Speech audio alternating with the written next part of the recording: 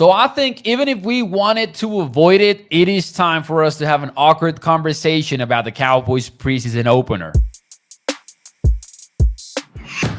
Hey, what's up, everyone? It's Mauricio Rodriguez here at A to Z Sports Dallas. Man, I'm thinking about that Cowboys preseason loss to the LA Rams, and I'm thinking about the biggest story from the game, and that is Joe Milton struggling in his Cowboys debut. And specifically, I'm thinking about it being time for us to have an awkward conversation, if you would humor me. But first, some overall thoughts into Milton's game. He didn't play well, right? He had a drive near the end of the first half where he was able to strung together a few good throws, a few accurate throws, and halfway through the fourth quarter, there was this drive where he completed 5 consecutive passes. He had a great touchdown pass to Rivaldo Fairweather in the corner of the end zone. There was some touch in the Trayshawn Holding cover 2 shot that he took down the field. And even the 2-point conversion was like, a pretty pass, right? The kind of throws that you want to see a freakish arm talent like him perform. Because we know about the dip shots. We know about the power. We know about the fact that he can take off and run with his legs too. But we want to see the accuracy. We want to see the touch. And for the most part, even though there were those moments late in the game, and I love that he had those late game moments because it means the world for his confidence. Other than that, though, it was bad. There were some misfires through the first 3 quarters of the game, including when he missed a wide open Ryan Flournoy, when I think we all just looked at each other and we're like, hey, you should not be missing those. He was wide open. He also missed a wide receiver open in the end zone. He forced a throw downfield when he should have checked it down because he was throwing it into double coverage and it was intercepted. But again, man, the biggest issue that I see is these are accuracy issues. And I would compare it to the Trey Lance preseason last year, and I would say this. Last year, the thing about Trey Lance was he doesn't see the field very well. So when we were talking about him needing reps, to me, it was all about, hey, when he gets enough reps and he understands how to look at the defense a little bit better, he could be fine. He could be fine down the road. The problem that I see with Milton, and I'm not saying it cannot be fixed, but I'm saying it is a different problem than the one that we had with Trey Lance,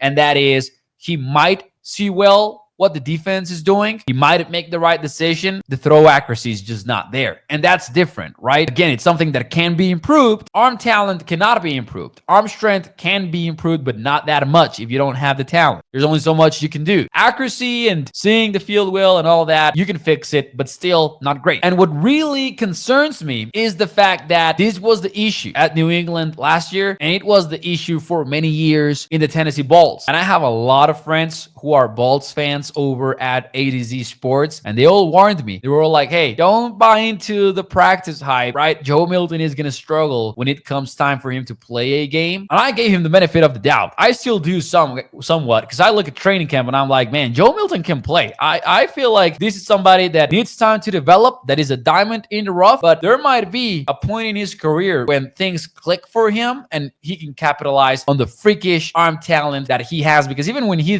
threw that interception Saturday night, I was wowed. Like, he just slings that football so casually for 60 air yards or 70 air yards. It's just wild. And yet, here's the awkward conversation that I think we should have. Man, the way that he struggled Saturday is enough for me to go, I don't know if the Cowboys have a backup quarterback. They have a developmental quarterback. That's not a backup quarterback. That's not somebody that you can be comfortable with for one game. Now, that's important, because if Dak Prescott misses an extended period of time, forget about it. The Cowboys season is over. But when I'm thinking about a backup quarterback that is nice, that is what you want to have as a team that is vying for the playoffs, that's somebody that, to me, is, if Dak Prescott misses one game, does he give you a shot to win the ball game? Right now, I don't think Joe Milton is that, and right now, I wouldn't bet on him becoming that guy at some point in 2025 based on what we saw on Saturday. Now, I realize this is a little bit of an overreaction, but what I'm trying to say is it's time for us to have the conversation of let's get Will Grier some more snaps.